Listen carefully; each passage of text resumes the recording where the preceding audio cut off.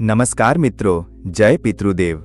મિત્રો, પિતૃઓના આશીર્વાદથી જ આપણા ઘર પરિવારમાં સુખ, શાંતિ અને સમૃદ્ધિનો દીવો પ્રગટે છે। પરંતુ જ્યારે અન્યાય, ઉપેક્ષા અને અભાવ કોઈ શ્રદ્ધાળુ આત્માના જીવનમાં પ્રવેશે છે, ત્યારે પણ તેની ભક્તિ, તેનો ધીરજ અને તેની નિષ્ઠા જ તેને દિવ્યતા સુધી પહોંચાડે છે। આજે આપણે પિતૃપક્ષની એક ખૂબ જ સુંદર કથા સાંભળીશું। આ માત્ર ભાઈ બહેનના સંબંધની કથા નથી, આ માતૃપિતૃ શ્રદ્ધા, ત્યાગ અને અટલ વિશ્વાસની અમર ગાથા છે। આ એ કથા છે જે આપણને બતાવે છે કે સાચા કર્મો અને પવિત્ર મન સામે ભાગ્ય પણ ઝૂકી જાય છે અને સૂકી રોટલીઓ સોનામાં તેમજ ચોખા હીરા મોતીમાં બદલાઈ જાય છે। એક સમયની વાત છે। એક ભાઈ અને બહેન હતા। બંનેના લગ્ન થઈ ગયા હતા અને બંનેને પુત્રો હતા। બહેન વિધવા થઈ ગઈ હતી અને તે પોતાના ભાઈના ઘરે રહેતી હતી। આ વાતથી તેની ભાભી ખૂબ નારાજ રહેતી હતી। આવું જ પિતૃપક્ષ આવ્યું તો ભાઈ બોલ્યો, હું પિતૃઓના તર્પણ અને પિંડદાન માટે ગંગાજી જાઉં છું। એમ કહીને તે ગંગાજી જવા નીકળી ગયો। ભાઈના જતાં જ ભાભીએ ખેતરમાં બહેન અને તેના બાળકો માટે ઝૂંપડી બનાવડાવી। બહેન પોતાના બાળકો સાથે તે ઝૂંપડીમાં રહેવા લાગી। સવાર સાંજ તે ભાઈના ઘરે જઈને ઘરનું બધું કામ કરાવતી। બદલામાં ભાભી તેને બચેલું ખાવાનું આપી દેતી। જ્યારે પણ તે ભાભીના ઘરેથી આવતી તો લોટ ચાળવાનું કપડું પોતાની સાથે લઈ આવતી। ઘરે આવીને તે લોટમાં ખરડાયેલા કપડાને પાણીમાં ઓગાળી ચૂલા પર શેકી બનાવી અને બાળકોને આપતી। પછી કહેતી, બેટા, આ ખીર છે, ખાઈ લો। આવી રીતે સમય પસાર થવા લાગ્યો। એક વખત ભાભીએ તેને એ કપડું લઈ જતા જોઈ લીધું અને બોલી, બાપુજીનું લોટ ચાળવાનું કપડું ક્યાં લઈ જાય છે? આને અહીં જ છોડીને જતી કર। બહેને એમ જ કર્યું। એ દિવસે ભાભીએ તેને બચેલું ખાવાનું પણ ન આપ્યું અને બોલી, કાલે તારી માનું શ્રાદ્ધ છે, બોલાવ્યા વિના ન આવતી। હા, આંગણામાં ઊભેલું આ પીપળાનું ઝાડ જો પોતાની જગ્યાએથી હલે તો આવવું જવું। આ સાંભળીને તે ખૂબ દુઃખી થઈ અને રડતી રડતી પોતાના ઘરે ચાલી ગઈ। ઘરે પહોંચી તો બાળકો બોલ્યા, માં, ભૂખ લાગી છે, કંઈક ખાવાનું આપ। તે બાળકોને બોલી, બેટા, આજે આપણે સૌનો ઉપવાસ છે, ભૂખ્યા જ સૂઈ જાઓ। બીજે દિવસે બાળકો બોલ્યા, મામીએ કહ્યું હતું કે આજે નાનીનું શ્રાદ્ધ છે, ચાલો ક્યાં જઈએ?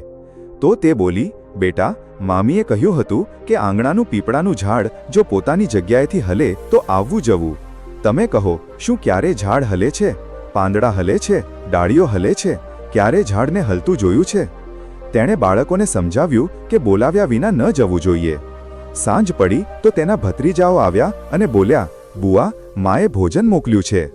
તેણે જોયું તો ભોજનના નામે 2 સૂકી રોટલીઓ ઉપર થોડા ચોખા મૂકેલા હતા।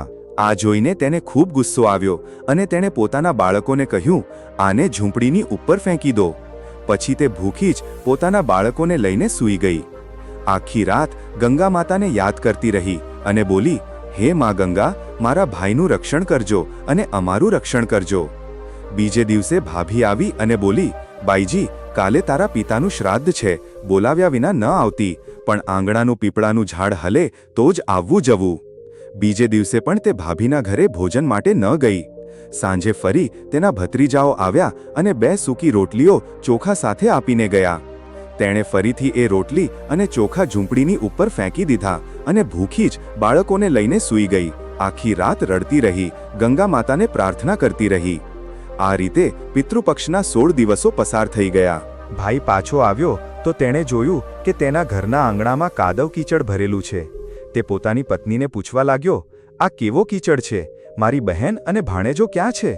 તો તેની પત્ની બોલી, શ્રાદ્ધના આખા 16 દિવસો સુધી મેં તારી બહેન અને ભાણેજોને કાચા દૂધથી નવડાવ્યા છે, એટલે આ ભીનાશ થઈ છે। તારી પાછળ મેં તેમની ખૂબ સેવા કરી, ખીર પૂરી ખવડાવી, તેમ છતાં તે મારાથી નારાજ થઈને ખેતરમાં ઝૂંપડી બનાવીને રહે છે। ભાઈ ખેતરે પહોંચ્યો તો તેણે જોયું કે ત્યાં કોઈ ઝૂંપડી નથી, ત્યાં એક આલીશાન મહેલ બન્યો હતો, જેના આંગણામાં તેના ભાણેજો રમી રહ્યા હતા। તેણે જઈને પોતાની બહેનને પૂછ્યું, બહેન, આ બધું શું છે?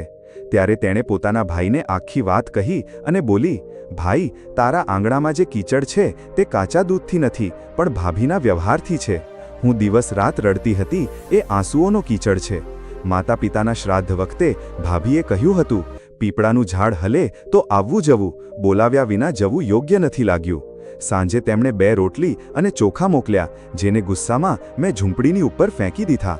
માતા પિતાના આશીર્વાદ, તારા સાથ અને ગંગા મૈયાની કૃપાથી આ સૂકી રોટલીઓ સોનામાં અને ચોખા હીરા મોતીમાં બદલાઈ ગયા, જેની અસરથી આ બધું થયું છે. ભાઈએ પોતાની બહેન પાસે પોતાની પત્નીની ભૂલની માફી માંગી અને ઘરે ચાલવા કહ્યું. ત્યારે બહેન બોલી, ભાઈ, ગંગા મૈયાએ તારું રક્ષણ કર્યું, તું અમારું રક્ષણ કરીશ, પણ હવે અમે અહીં જ રહીશું. આ સાંભળી ભાઈએ પોતાના માતા પિતાને યાદ કર્યા અને બોલ્યો, હે પિતૃઓ, જેમ મારી બહેન અને ભાણેજોનું રક્ષણ કર્યું, તેમના દુઃખો દૂર કર્યા, તેમ સૌના દુઃખો દૂર કરો, સૌનું રક્ષણ કરો. કથા કહેનાર, સાંભળનાર અને હુંકારો ભરનાર સૌ પર કૃપા કરો. આ કથાથી આપણે શીખીએ છીએ કે શ્રદ્ધા, સંયમ અને સેવામાં અપાર શક્તિ છે. પિતૃપક્ષ માત્ર કર્મકાંડ નથી, આ આપણા માતા પિતા અને પૂર્વજો પ્રત્યેની આંતરિક કૃતજ્ઞતા અને શ્રદ્ધાનો ઉત્સવ છે. જ્યારે મન પવિત્ર હોય અને નિયત સાચી હોય, ત્યારે ગંગા મૈયા અને પિતૃઓની કૃપા દરેક કષ્ટને વરદાનમાં બદલી દે છે. ચાલો આ કથાથી પ્રેરણા લઈને આપણે પણ પિતૃઓ પ્રત્યેની આપણી શ્રદ્ધા અને આસ્થાને જીવંત રાખીએ અને તેમના આશીર્વાદથી આપણું જીવન ઉજ્જવળ અને મંગલમય બનાવીએ. જય શ્રી કૃષ્ણ. જય પિતૃદેવ.